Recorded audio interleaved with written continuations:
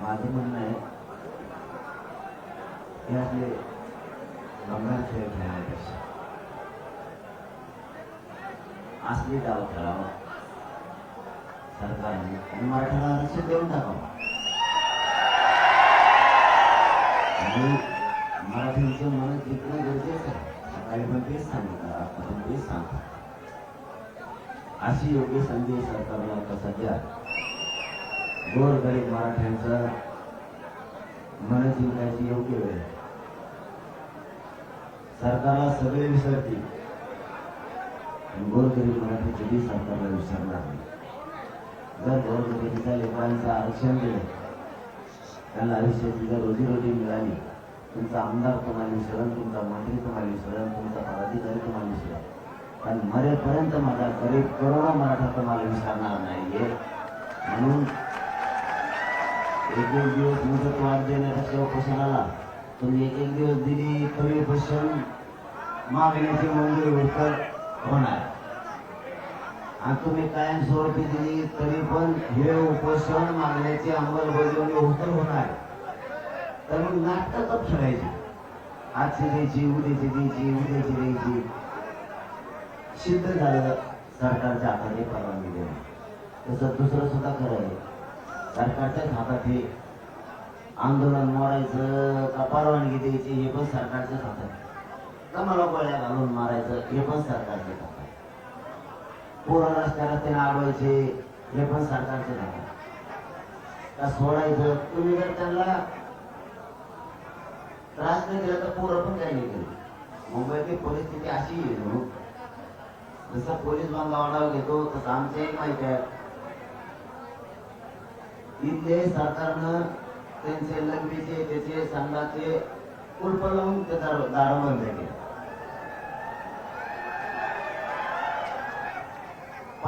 पाण्याची परिस्थिती तीच आहे. अशी माहिती मिळाली की दुकानं सुद्धा चहाचे वाडा जेवणाचे बंद ठेवून. म्हणून सीएसटीला जेव्हा बसले होते पोरं त्याच्यामुळे बसले होते. त्याच्यामुळे हे प्रॉब्लेम वगैरे की आता ज्यावेळेस ते पोरं इथल्या पोलीस अधिकाऱ्यांनी बांधवांनी सांगितलं एवढे काढायला सांगा, आपण काढायला सांगितलं की ते निघले सुद्धा. पण त्यांनी ते कारण सांगितले काहीच करू नाही, पाणी प्यायला मुद्दा म्हणजे कधून जावा मराठी मुंबईत. परत जेवायला मिळू नाही, त्यांना चहा पाणी मिळू नाही, त्यांना काही वस्तू मिळू नाही. म्हणून अरे इंग्रजी कशा बेकार झाले तुम्ही. मग अति बेकार झाले. मग तुम्ही पाणी उघडं ठेवणार, संडास बाथरूमाचे उघडं ठेवणार. कारण पोर आता आले म्हणल्यावर तुमचं काम केलं त्यांनी, तुम्ही आम्हाला परवानगीचं सहकार्य केलं तर आम्ही तुम्हाला रोडवर एकही गाडी लावणार नाही. तुम्ही दिलेल्या मैदानावर पार्किंगला लावू हे आम्ही सहकार्य दिलं, तुम्ही उलट्या बातमी पडायला लागली. अरे सरकार आम्ही सांगितलं मुंबई सगळे जोपर्यंत सहकार्य करणार नव्हते आम्ही महाराष्ट्रातलं ट्रेनचा विषय त्यांनी सांगितलं आम्ही पाय ठेवून देणार नाही तर येऊनच देणार नाही तर. मग मराठ्यांनी ठरवलं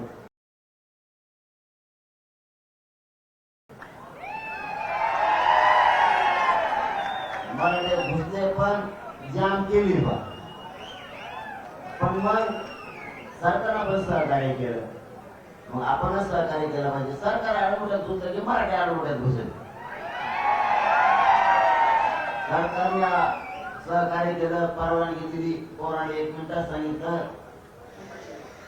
तुम्ही जी मुंबई जाम केली ती 1 मिनिटात मोकळी करा, वाहनं बाजूला काढून सुरक्षित मैदानावर नेऊन लावा पार्किंगच्या. पोरांनी ते पण केलं. 2-4 घंट्याने, 2 घंट्यात नाही पण 2-4 घंट्याने साहेबांनी येऊन सांगितलं हो तुम्ही सांगितलेली ते जे आम्ही सांगितले होते ते सगळे पोरांनी वाहनं काढले.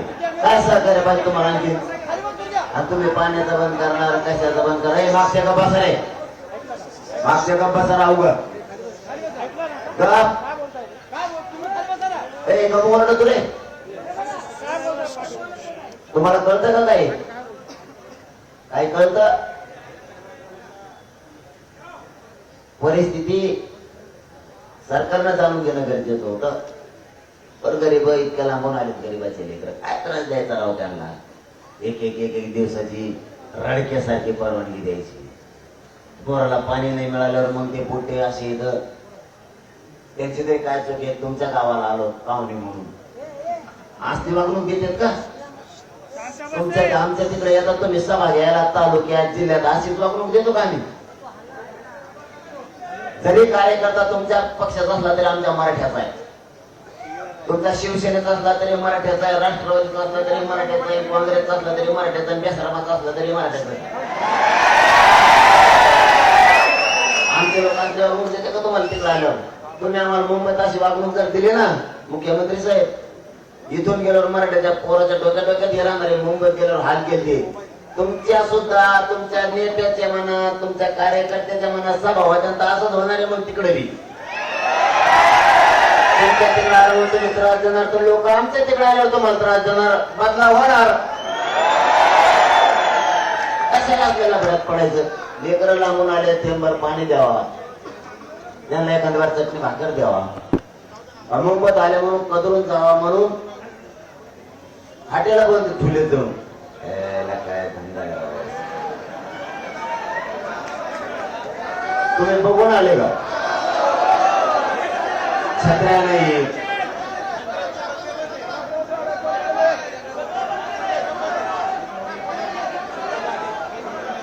म्हणजे याचं कारण असं आहे, हे बघा, जनमताला तुम्हाला किंमत द्यावा लागेल. राजकारण्याला ऐकून तुम्हाला जनमताचं मत काय, एक मतानं लोक काय सांगतात याला सुद्धा किंमत द्यावा लागणार. तुम्ही आम्हाला येऊन सांगणार, गोड गोड बोलणार, तसं काही नाही. मी मोकळा नाही ते ऐकायला. लोकांचं सुद्धा खरं आहे ना, तुमचं खरं आहे नुसतं एकट्याचं, लोकांचं खरं नाही. ही कोणती पद्धत आहे? तुमचा रस्ता मोकळा केला आम्ही, बातम्या ठेवल्या सरकारने, मुंबईत मोकळी करा म्हणलं मी, म्हणजे लोकांना आमच्या गैरसमज पसरला पाहिजे. ते काय चावत आहेत का रस्त्यात चालताना? मराठ्याचे पोरं मुंबईत समजा बघते फिरते, कुणा शिंदिली का? मराठ्याच्या पोरांना कुणा शिंदिली, कोणत्या पॉइंटला गेला असेल, देवबाप्पाच्या दर्शनाला गेला असेल, कुठं काय म्हणते त्याला मला माहित नाही, इकडे समजा हा चौपाटी काय तिकडे गेला असेल समजा, काय ते काय असं मराठी पोरं मध्ये साफ आहे का चालता चावतो गेला असेल. मी खेड्याचं लेकरू आहे, काय काय पोरं आल्याच्या नंतर बघतेत आजूबाजूला. तुम्ही सुद्धा बघताना का तुम्ही जसा बनावला गेला तसा बनवतात ना खेड्या पाड्यानं आल्या, मंत्री येतात, मुख्यमंत्री येतात, आल्या का तिथं जातो का? आज रेस्ट आउटलाच जाईल, सगळीकडे खोलीचा वास घेऊन बघा कशी आहे काय आहे. म्हणजे तुमची एक भावना आमची एक भावना असं नका सोडू. तुमच्या दारात आलो तुम्ही आम्हाला एक एक एक एक दिवसाची परवानगी द्यायला काय नाव आहे? तसं पाहिलं तर मग परवापासून पूजन चालू 27 पासून 27चा दिवस मला झोप नाही, रात्र झोप नाही. 28चा दिवस झोप नाही, रात्र झोप नाही. 27ला दिवसभर जेवण मिळालं नाही, 28ला मिळालं सकाळी. म्हणजे 27ला सकाळी पण नव्हतं आणि संध्याकाळी पण नव्हतं. निघालो, वाटलं होतं उशिरा निघू, पण इतकी गर्दी झाली तिथं अंतरवाली, बिना जेवणाचं कसंच निघालं म्हणून रस्त्याने जेवू नाही, जेवण मिळालं दिवसभर. रात्र इतकी गर्दी होती, तिथून पत्रकार बांधव माझ्या गाडी गेले, मी दुसऱ्याच गाडी ठीक नाही मुख्यमंत्र्यांनी बराचसा लागून घेऊन आपल्या गाडी कामा टोळी शूटिंग फिटिंग करते ना, करून दे ना. त्याला काय खोटं बोलायचं तेव्हा जे बोलायचं ओपन, मीडियाच्या समोर चर्चा करायची, मीडियाच्या समोर सगळं ओपन. रात्रभर जेवायला नाही मिळालं. 28ला सकाळी जेवलो, जे तिथून पुढे वेळ उरला दुपारी त्याला थोडं गाडीवर बसून जेवलो. ते काय जमलं नाही, जेवता आलं नाही, थोडंच जेवलो. म्हणजे 28च्या आणि 28च्या रात्र पण उपाशी आणि जागा बरोबर भाऊ पत्रकार बंधू दोघं तिकडे गाडीतून माझी बिचारे म्हणले आज स्थिती नाही करायला म्हणले कामाला ओरिजिनल करतो ते काय हा हे कुणी को भरायला हे बाबा उपाशीच मारला नाही पत्रकार यांना 2-3 टाइम हाणायची सवय आणि 2-3 बायका जायची सवय. गटाला आंघोळ की आपण गाडी उभा करत नाहीत मध्ये कळत नाही जेवायला मिळाला गेला नाही ते म्हणजे आली उभं येतात आपल्या कारण हे निष्ठेनं करतो वेगळेपणा नाही करत. मला हे सरकारला सांगायचं मराठ्यांच्या पोराची वाईट वापरू नका. मुंबईत काही करणार नाही ते तेव्हा 75 शाळा जाते परत आझाद मैदानला बसते येते पुन्हा येते काय करणार नाही ते. तुम्ही त्याला चिरी घालू नका ते काही करणार नाही. लय गरीबाचे लेकर आहेत लय मोठं दुःख यांना घेऊन येत आले ते मराठ्याचे पोरं माज आणि मस्ती घेऊन नाही आले. लय हाले तो आमच्या लेकराचे मुख्यमंत्री आम्हाला माहिती आमच्या लेकराचे किती हाले किती कमरं मोडलेत आमच्या आई बापांचे कष्ट करू करू लय अवघड आहे. तुम्ही ते जाण ठेवा ते माज घेऊन नाही आले तर माजलेले नाहीये वेदना घेऊन आलेत आणि तुम्ही वेदनेवर लक्ष द्यायनात आमच्या डोळ्याचं पाणी पुसिनात म्हणून त्यांना राग येतो. बरं तुम्ही लवकर नका का पुसिनात मी उपोषण करून करून नेल्यावर मान घ्या हरकत नाही काय अडचण नाही माझी मी बलिदान द्यायला तयार झालेलं आहे. पण तुम्ही त्यांना इथं दुकानं बंद करायला लावू नका नसता तुमच्या बी महाराष्ट्राचा भाग निघून पुढे तसंच होणार आहे. अहो खरं सांगतो आपण काय कोण नसतो आमचे पोर आले मग तुम्ही जर टपऱ्या बंद करणार हॉटेल बंद करणार सगळं पाण्याचं बंद करणार. आम्ही पण तुमच्या तिकडे सभा असले की तुमचं जिथे झाले ते पाईपलाईन आमच्या गावातून गेले असले आम्ही तिथं पाणीच्या बिकते पुरतं बंद करणार. तुमचं गेस्ट हाऊसात गेलं असलं पाणी तर आम्ही ते बंद करणार आमच्या राहतून गेलेलं असतं. तुम्ही आम्हाला मुंबईत पिऊन दिलं आणि आपण बोलतो ते करतो. तुमच्या आमदार मंत्र्याच्या जर आमच्या तिथून पाईपलाईन गेले असले तर आम्ही त्या बंद करणार. कारण तुम्ही आमचे लेकरे उपाशी मारायला लागले तर कशाला तसं होणार. तुम्ही नाही सापडत आम्हाला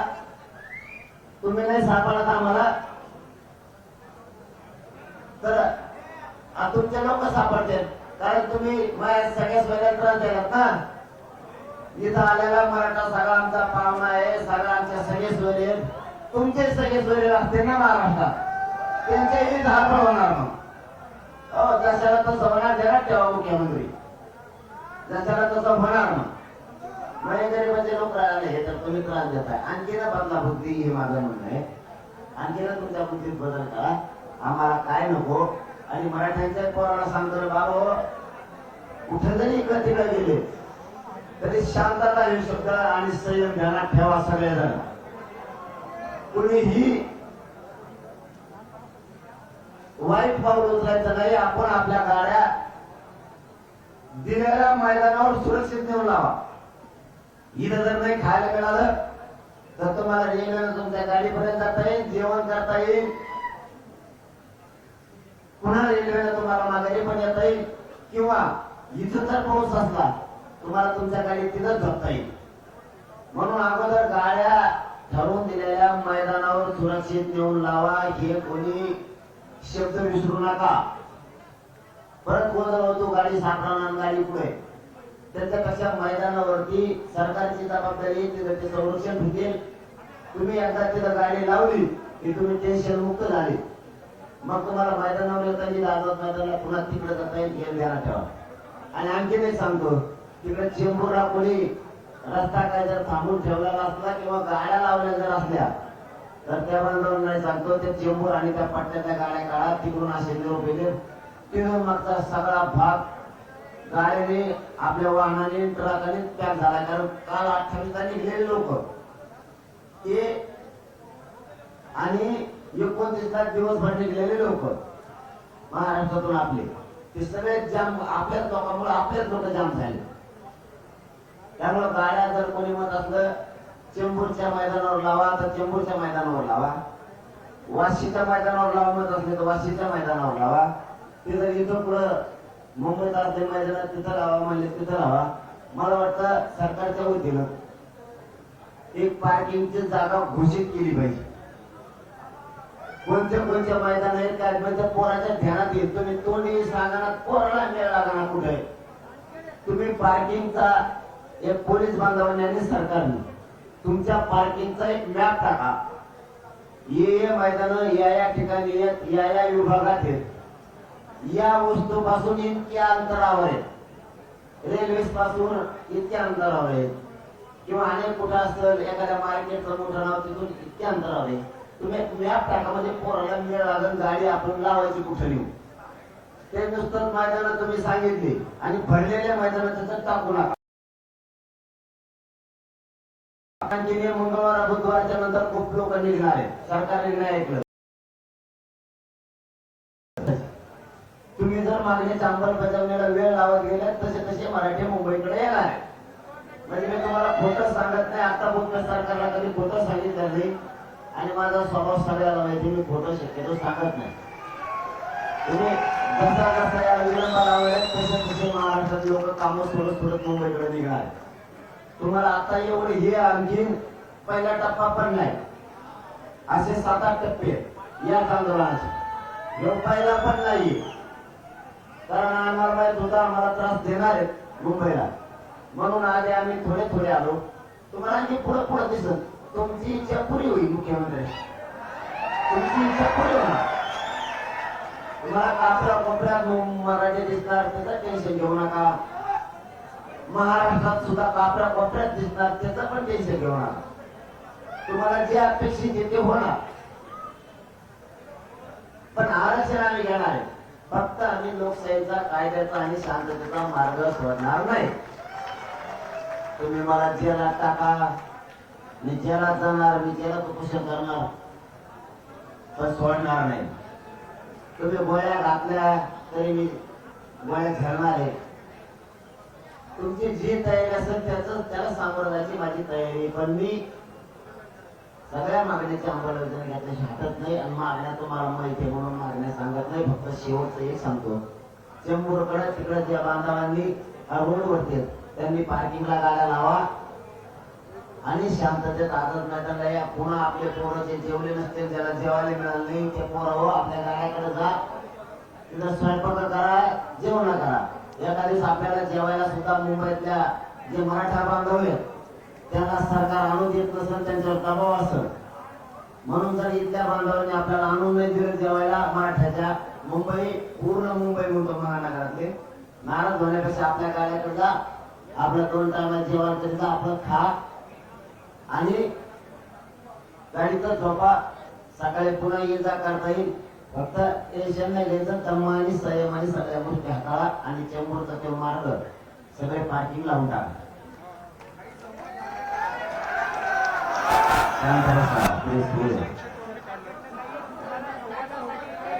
फ्रीज चालू, शांत बसा ना. फ्रीज चालू, शांत बसा.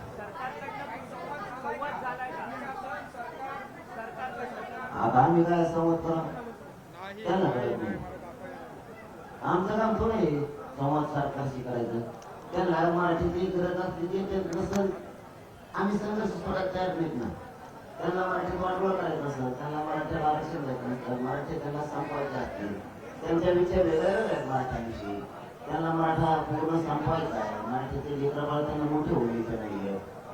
त्यांना यार कशाला भरून येतात येते काय जागा आहे द्यायची. वाघ हे जन्म कशाला तू तर बोलून हे नाही करते न्याय घेते तू खाली घेते. सरकारला मराठा समाजाचा वाटोळत करायचा आहे म्हणून ते येत जात नाही. येतील नाही येते त्या सिद्धांनी घेणार.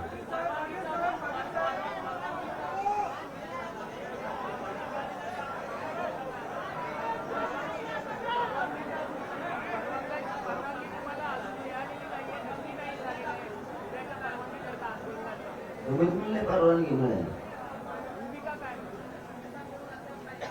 आम्हाला. परवानगी देणार नाही. 1 दिवसाची देऊ शकतो मला कायम स्वरूपी देऊ शकता ना. साधा आणि सोपा प्रश्न. 1 दिवसाची देऊ शकतो आणि कायम स्वरूपी देऊ शकतो.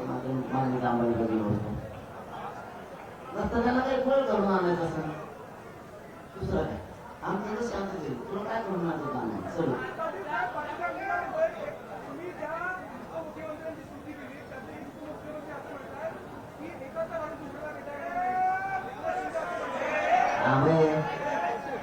अरे प्रयोग चालू आहे ना.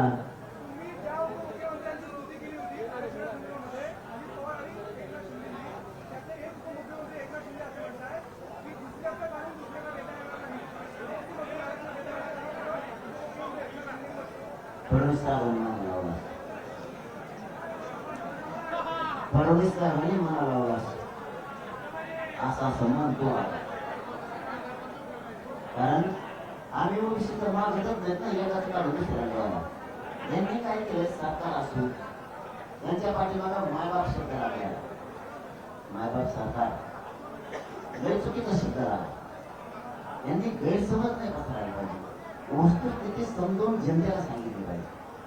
मराठ्यांच्या नोंदी ह्या 150-200 वर्षापूर्वीच्या, आणि एकाच्या काढून एकाला द्यायचं ही जी भूमिका आहे, भांडण लावायची भूमिका सरकारची, ही कोणाची असली पाहिजे?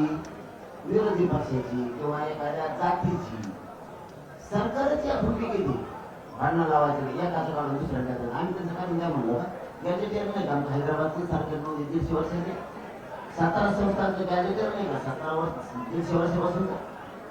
बॉम्बे गव्हर्नमेंट ते इंग्रज होते तेव्हापासूनच आहे ना, आमच्या तेव्हापासूनच्या नोंदी आहेत ना.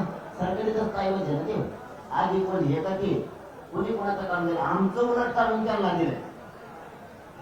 16% आमचं आरक्षण खाते. याच्या वेळेस तोंड शिवले आमचं सरकारी नोंदी येत नाही.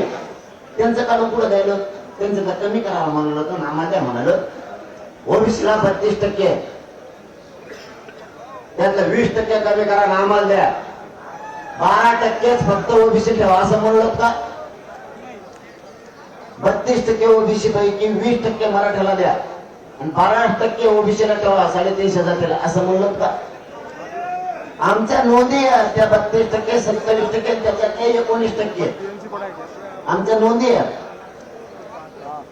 त्या द्या म्हणतो. की उलट लोकांना सांगते आणि महाराष्ट्राला सगळं कळालं आता यांनी. कारण मी 2 वर्ष तेच काम केलं समाजात सांगितलं. आपल्या सरकारी नोंदी आपण कोणाचा घेत नाहीत, आणि हे ओबीसीला गरीबाला कळालं, नेते सोडून 2-4 जण सोडून गरीब ओबीसीला सुद्धा कळालं. आपलं जे आरक्षण 89-90च आहे, 1990च, यांच्या नोंदी 100-150 वर्षापूर्वीच्या, यांना आरक्षण दिलं पाहिजे. सरकार दाटून म्हणतंय एकाचं काढून दुसऱ्याला देणार नाही, काढून घ्यायचं नाही. पहिल्याच आमचं हे भ्रम निर्माण करते, त्यामुळे काही टेन्शन नाही. आता फायनल फाईट होणार, आरक्षण घेणार नाही तर मी जाणार. दोन्ही पैकी एक काहीतरी आता होणारच.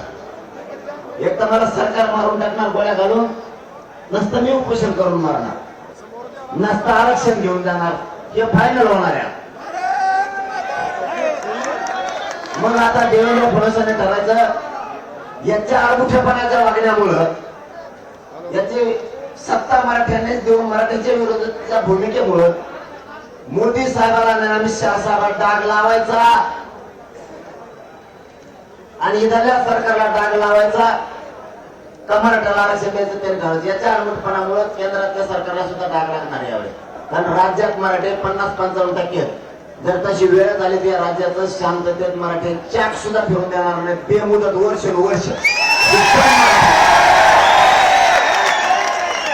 चल धन्यवाद.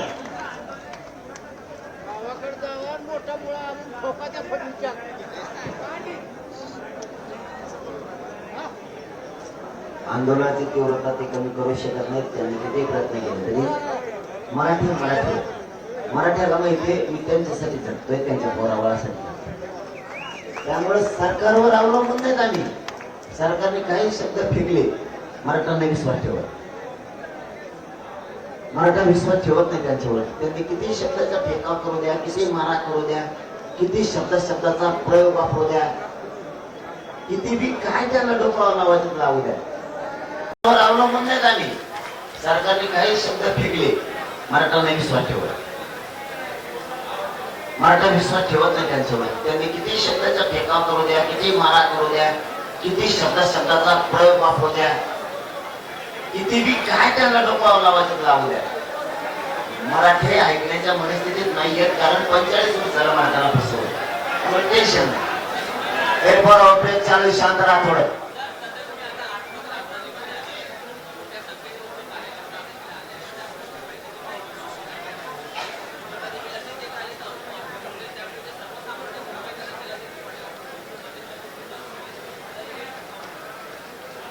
तुमचं म्हणणं बरोबर आहे. सकाळी ट्रॉफिक जाम झाली तर आम्हीच काढली. तुमचं दुसरंही म्हणणं आहे की आणखी लोक जर आले आता मुंबईत मंगळवारी बुधवारी तर मग आणखीच जाम होईल. आणि तुमचं तिसरं म्हणणं आहे की आर्थिक राजधानी. आर्थिक राजधानीनं असं ठरवलं का मराठ्याचं गरीबाच्या पोराचं वाटोळं करायचं? तिला वाटत नाही का ती आर्थिक मजबूत झाली मग गरीबाची आर्थिक मजबूत व्हावा खेड्यापाड्यातली? असं वाटत नाही का? आमचा हक्क नाही का मुंबईवरती?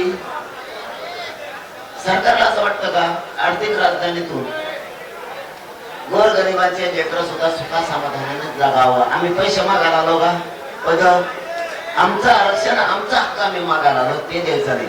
ते झालं आता भाषणबाजी खूप झालेली. आता नाही, आता पुन्हा फाईट, शेवटची फाईट आहे.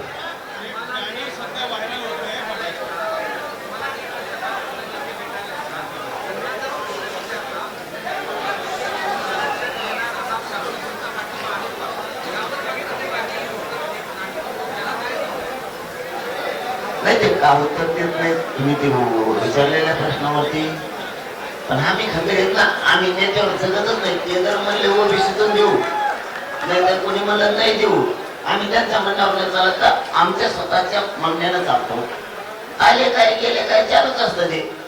कोण आमदार भेटायला आला, कोण मंत्री भेटायला आला, कोणी खासदार आला, त्याचं काम येणं, आमचं बी काम आहे सन्मान करणं. आम्ही मागं हटत नाही, ही आमच्या सगळ्यात मोठा समाजाचा प्लस पॉईंट.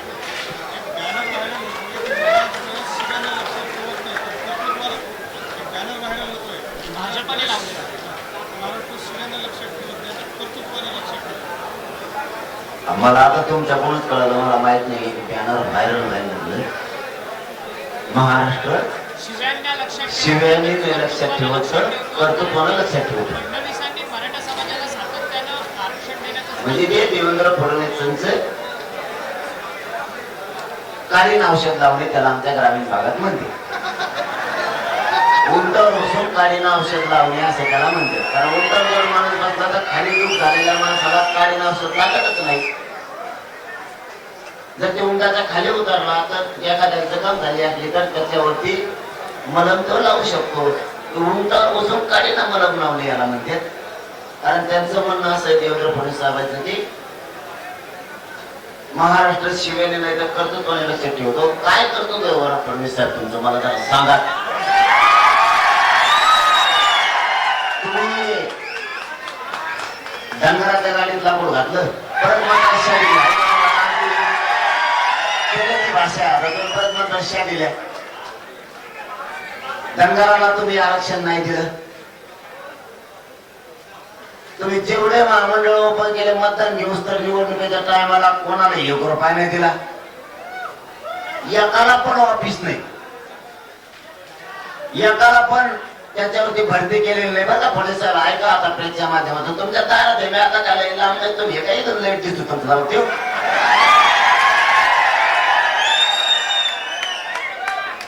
मीडियातून ऐकल्यापेक्षा माईक लावा तिथं. तुम तिथं एक माईक आम्हाला आणून दे, एक भोंगा तुम्हाला ठेवा.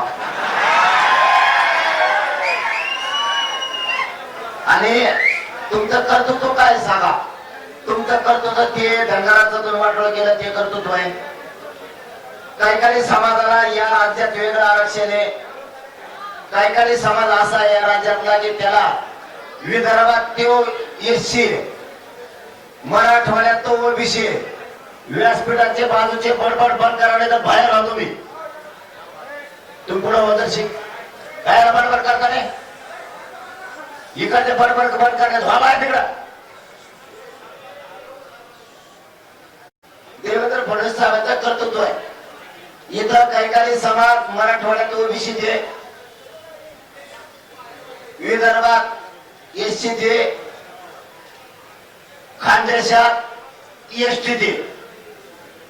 एका राज्यात एकच जात 3 प्रवर्गात असते का? हे फडणवीस साहेब तुमचं कर्तृत्व. मराठवाड्यातली काही पोरगी जरी खानदेशात दिली तर ती एसटी होती. मराठवाड्यातली पोरगी विदर्भात दिली काही एससी होती. तिकडची काही एससीची पोरगी जर मराठवाड्यात केली ती ओबीसी होती. बघा आमचा खेळ तर आमचा मराठ्याचं तसंच हे करतो तो केलं तुम्ही मराठवाड्यातली पोरगी विदर्भात दिली तिचे पोर ओबीसी ती ओपन तर आमचा आंतरजातीय विवाह आहे म्हणून का ना आम्ही मराठीचे म्हणून मिळाला ना इतकी बेकारी तिकडची इकडे पोरगी कराव ती पोरगी आणलेली ओबीसी तिचा नाव ओपन पोर ओपन ती ओबीसी आई निवडणूक गेलो घराती बाप तिचा प्रचार करतो म्हणजे कोणाच्या ऐका ताळमेळ हे तुमचं कर्तृत्व फडणवीस साहेब फडणवीस साहेब तुमचं कर्तृत्व मराठ्याला आरक्षण असू नये न देणं हे तुमचं कर्तृत्व ऐका दादा होत्या दादा फडणवीस साहेब दूध का दूध पाणी का पाणी झालंच पाहिजे तुमच्या फुटत टाकणारे आमदार घेतले कोणी चपला भरलेल्या फुटं भरलेले चाटणारे ते 2-4 आमदार आले ते फक्त कर्तृत्व तुमचं कारण त्यांना मंत्री पद पाहिजे म्हणून तुमचं कर्तृत्व आहे का या गणेश उत्सवाच्या काळात आहे बहिणीच्या डोक्या फोडले तुम्ही आमची आणखी विसरणार उद्या 1 तारखेला 2 वर्ष होते तुम्ही आम्हाला देवाच्या अडंगी येऊन आम्हाला मुंबईत परवानगी नाकारता हे तुमचं कर्तृत्व आहे याच गणेश बाप्पाच्या काळात तुम्ही अंतरवाडीत आमच्या आई बहिणीला गोळ्या घातल्या हे तुमचं कर्तृत्व आहे तुमचं कर्तृत्व फडणवीस साहेब शेतकऱ्याला कर्ज माफी करून म्हणणारा माणूस मतदान घेतलं माफ नाही केलं हे कर्तृत्व आहे तुमचं गळ्यात हिरा घेतला पाशा पटेलांनी आणि तुम्ही आणि गोदा परिक्रमा काढली होती तुम्ही जुनी पाखवा तुमच्या गळ्यात बळत होती तुम्हाला वाजतच होत येत तुमचे बोट पुढे बघा पाखवा जाऊ पकाच्या खालच्या बाजूला आहे पकात खालून नसतो वाजत वरून वाजत असतो त्यावेळी तुम्ही यात्रा काढली होती शेतकऱ्याला मालाला भाव देऊ हे तुमचं कर्तृत्व नंतर तुम्हाला पकात वाजत जाण्यात तुमच्या गळ्यात टाळा दिला टाळाचे ठोके मोजा फक्त तुम्ही कसे टाळाचे ठोके कोणत्या अभंगावर कोणत्या चरणावर 2 द्यायचे का 3 द्यायचे बाबा बरोबर का हे नाही वाटत तुम्ही ते टकळा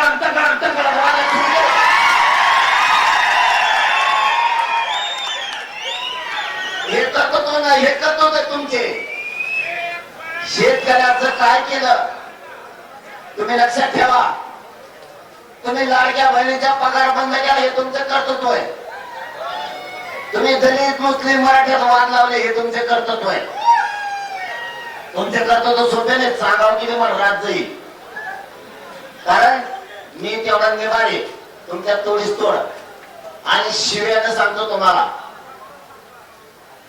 तुम्ही जर आमच्या आई बहिणीला हल्ला नसतो आणि तुम्हाला बोलत नसतो तेवढी सभ्यपणा आमच्यात आहे तुम्ही काय सांगितलं हल्ल्यावर महे पोलीस आहेत मया पोलिसालाच हाणलं म्हणून तुम्ही आमच्या अंतरवाडीच्या मावल्यावर त्यांच्यावर माणसावर बायावर हाफ मर्डरच्या केसेस केल्या तेव्हा हे करतो तो कोणाच्या पोटी येऊन ओरिजिनल पोटी जन्मलेला माणूस नाही करू शकत ओरिजिनल पोटी आलेला माणूस ओरिजिनल कर्तव्य करणार की पोलिसांनी हाणलं नाही याला जेलात जाऊ दे तर ते म्हणते माया पोलिसाला हाणलं पोलीस होतोय का जनता आहे तुझी जनता असली पाहिजे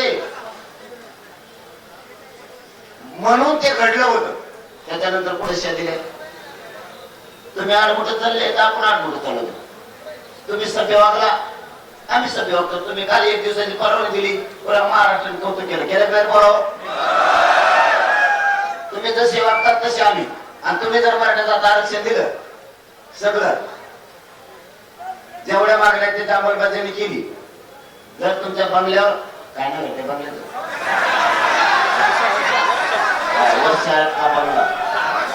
वर्षा बंगला बरं हा वर्षा बंगल्या जर मेघुजीला गुण आले तर आपलं नाव बदलून ठेवा एकदम सोपं पण तुम्ही मारा मुलीच्या भानगडीत पडू नका मारी धोपटी दादागिरी करीन पोराला ते झालं एकदा आता त्या भानगडीत पडूच नका सांगत आणि तिचे पोस्ट व्हायरल होते ना ते जिल्हे चपाटे असतील 4-2 पुढचे अशा आता राज्यपाल कोठ्यातून काही राहिले मतदानावरचे विधान परिषद संपलेल्या आता राज्यपाल कोट्यातली तेवढी संधी ती का हुकली त्यांचं टबळच वाजलं. मग त्यांना माहिती याला बोललं म्हणजे तेवढं राज्यपाल कोट्यातले देते.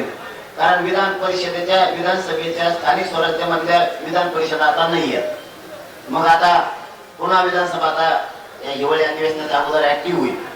मग तिन्ही कायदेमंडळ ऍक्टिव्ह व्हायच्या अगोदर राज्यपालाच्या कोट्यातून आपल्याला आमदारकी मिळाली म्हणून ते कुत्रे बोंब घेते थोडेफार.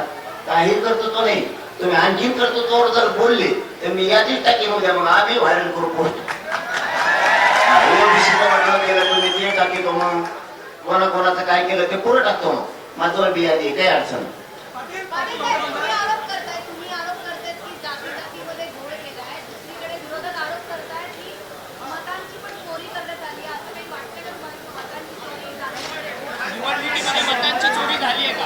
नाही हे बघा मला लाखो लोक आले इकडं शांत बसा. लाखो लोक इकडं आले म्हणून माझं नसते बोलणार नाही सरकारला बोलायचं म्हणून.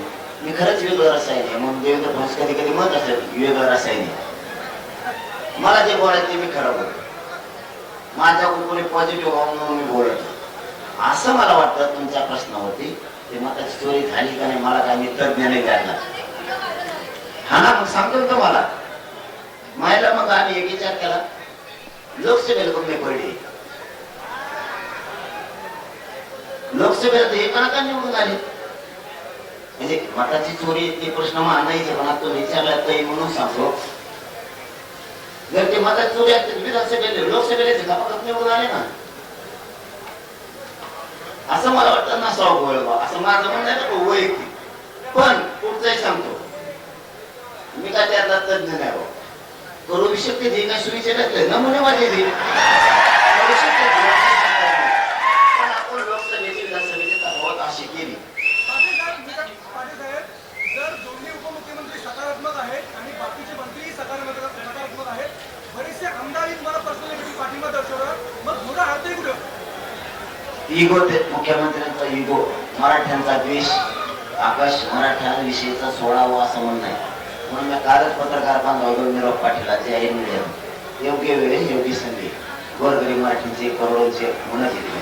तुम्ही एखाद्या आमदाराला मंत्रीपद नाही दिलं किंवा तुमच्या घुसल एखाद्याला पद नाही दिलं किंवा तुमच्या घुसल पण गोरगरीब यांच्यावर जर उपकार केले तुम्ही घरीपर्यंत विसरले योग्य ट्रॅक घ्या अशी संधी आली.